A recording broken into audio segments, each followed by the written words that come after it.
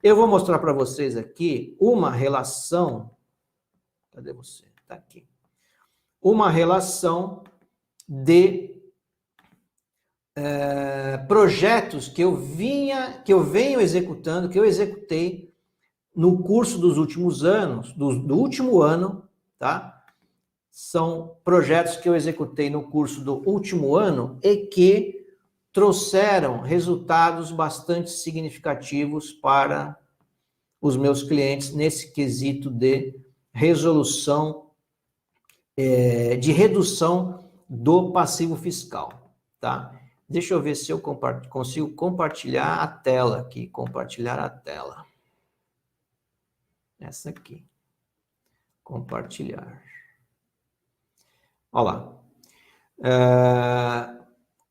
É o seguinte, questões que podem ser objeto de retificação, revisão e ou apresentação de defesa, ou processos proativos do contribuinte. Exemplificação de 20 projetos do último ano que eu executei com êxito e que trouxeram redução do passivo fiscal para os meus clientes, tá?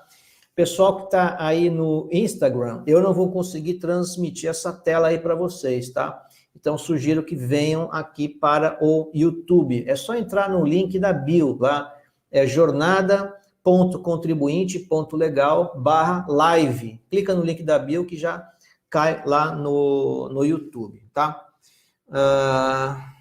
Então, quais são os 20 projetos que eu executei no decorrer do último ano e que trouxeram efetivamente resultado para os meus clientes e houve efetivamente uma redução do passivo fiscal. Primeiro, eu vou alinhar com vocês cada um dos itens, porque a gente não vai ter tempo, evidentemente, de explicar todos, tá? Mas antes de encerrar, vou chamar vocês para mais um encontro, para a gente fazer um bate-bola, para a gente fazer um tira-dúvidas e falar sobre essas discussões, esses projetos, e também uma forma da gente prestar esse serviço para os nossos clientes e, evidentemente, termos capacidade de ter um faturamento alto com a execução desse trabalho. Tá? Por quê? Porque esse trabalho aqui vai trazer resultados muito positivos para os nossos clientes. Esse trabalho traz uma série de resultados positivos para o nosso cliente. Então, aqui eu vou alinhar com vocês quais são esses projetos e no próximo encontro, que eu vou sugerir para vocês que seja na próxima terça-feira, no mesmo horário, 19h30, no YouTube, tá? Eu pensei em fazer no domingo, só que no domingo, pessoal, ninguém merece, né? Domingo o pessoal quer descansar, quer assistir o Domingão do Faustão, brincadeira.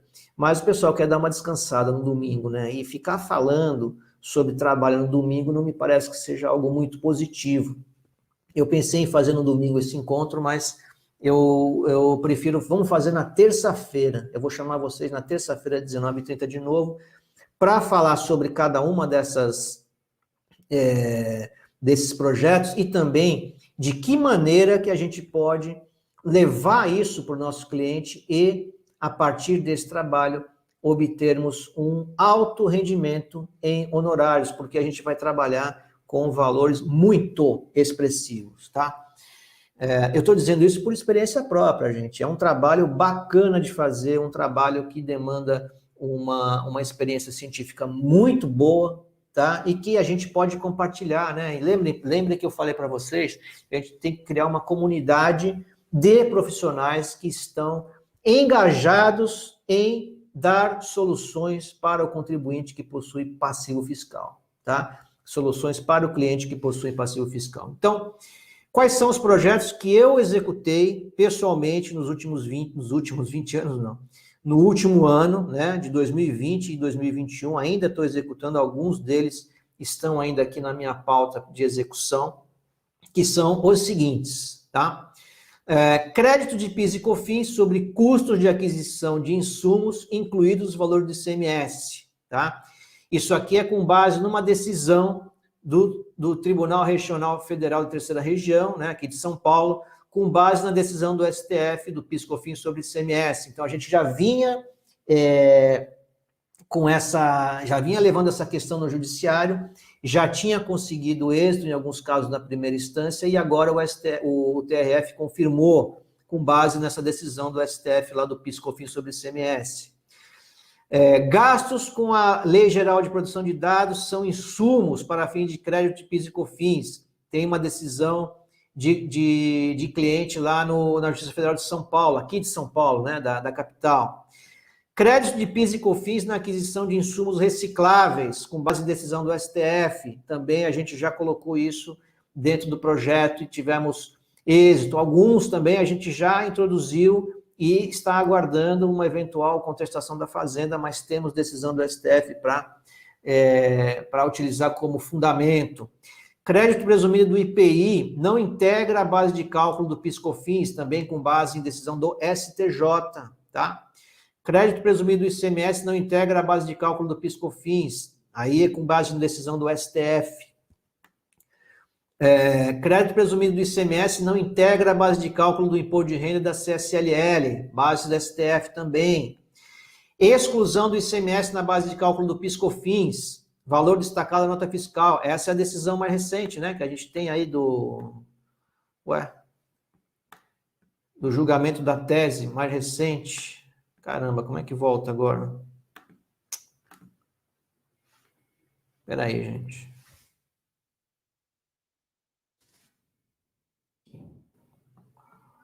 Ferramentas, visualizar, edição da página, aplicar zoom,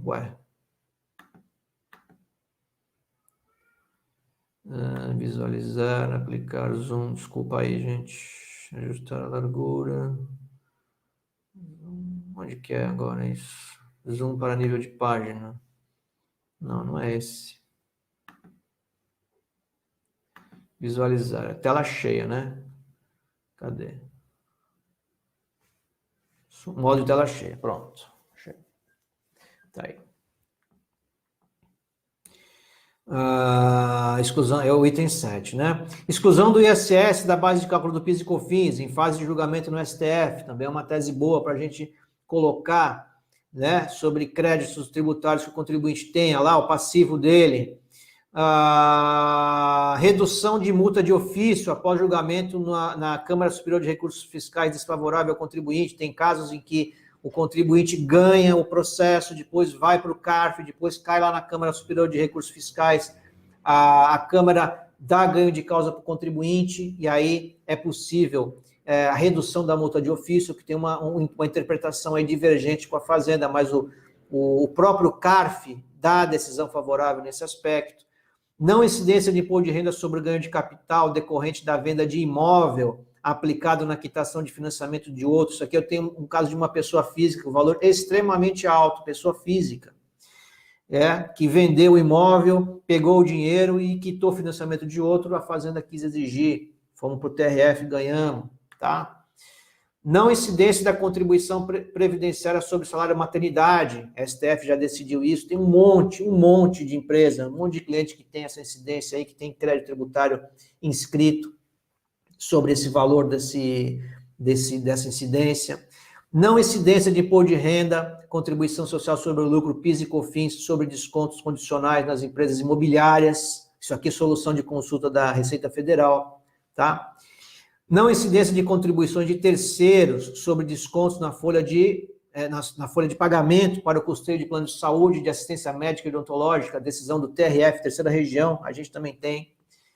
Não incidência de PIS/COFINS sobre gastos com taxas de cartões de crédito. Tem um cliente que a gente também conseguiu tirar isso aqui do passivo fiscal dele, que ele lançou PIS/COFINS sobre gastos com taxa de cartões, a gente tirou, tá? Não incidência da contribuição ao PIS sobre a folha de entidades sem fins lucrativos. Esse aqui já foi o carro-chefe do meu escritório nos últimos, eu vou dizer que nos últimos 20 anos, eu tive bastante trabalho nessa questão da imunidade do PIS sobre a folha de salários de entidades sem fins lucrativos, sejam elas empresas, entidades filantrópicas ou não, tá? Então, não só a incidência do PIS, eu coloquei aqui PIS e contribuição previdenciária, tá? Decisão do STF. Então, PIS e contribuição previdenciária das entidades sem fins lucrativos, sejam elas filantrópicas ou não, com base no artigo 14 do CTN, a gente já ganhou diversas ações nesse sentido e conseguimos eliminar passivo fiscal de entidade que era filantrópica e que não era filantrópica, que era só sem fins lucrativos. A gente conseguiu eliminar o passivo astronômico, tá? Teses já reconhecidas pela PGFN como favorável ao contribuinte, como favoráveis aos contribuintes. É o artigo 19 da Lei 10.522.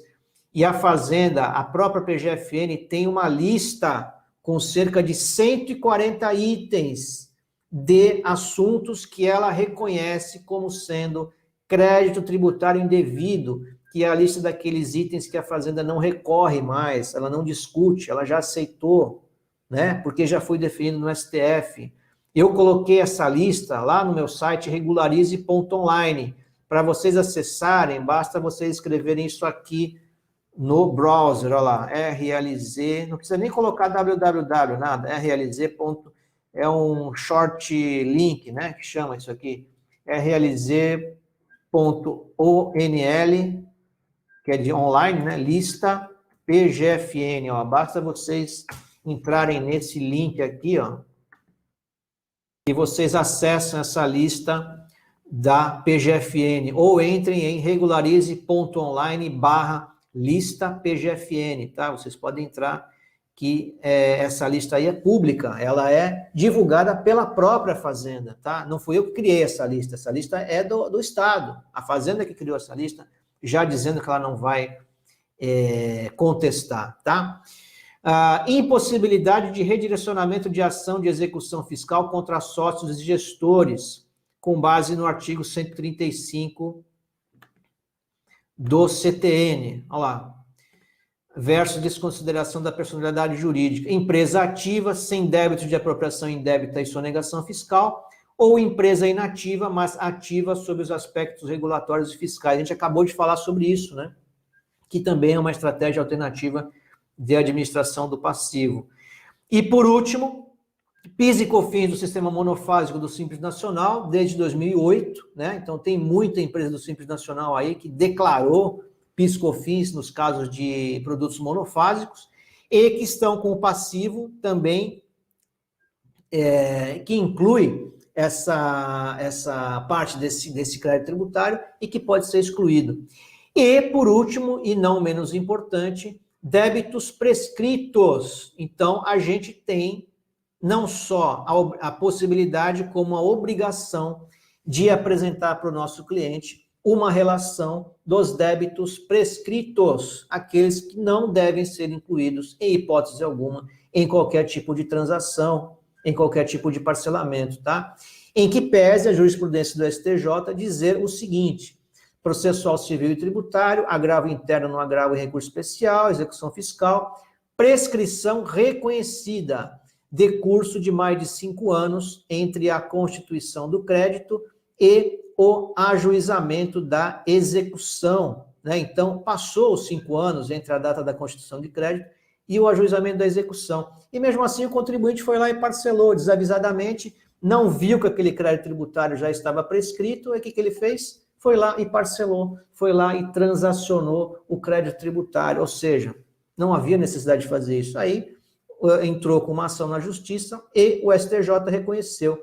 Parcelamento posterior, restauração da exigibilidade do tributo. Impossibilidade. Por quê? Porque o Código Tributário Nacional fala que a prescrição extingue o crédito tributário. A prescrição, no caso do débito tributário, não extingue a pretensão de cobrança, não extingue o direito de ação, extingue o crédito tributário, fulmina de morte o crédito tributário, tá? Então, uma vez que houve a extinção do crédito tributário, ele não pode ser parcelado, não existe mais, você vai parcelar uma dívida que não existe, né? Daí o STJ reconheceu, então, restauração da exigibilidade do tributo, impossibilidade, violação do artigo 267, 5º do CPC de 73, ausência de pré-questionamento, incidência da súmula, blá, blá, blá, agravo interno que sinala provimento. E uma outra tirinha aqui, que é outra decisão, tributário, exceção de pré-executividade, prescrição, aspecto jurídico do crédito tributário, renúncia pelo parcelamento, impossibilidade, né? A prescrição é um aspecto jurídico do crédito tributário. Não é possível que ele seja revigorado, que ele seja ressuscitado.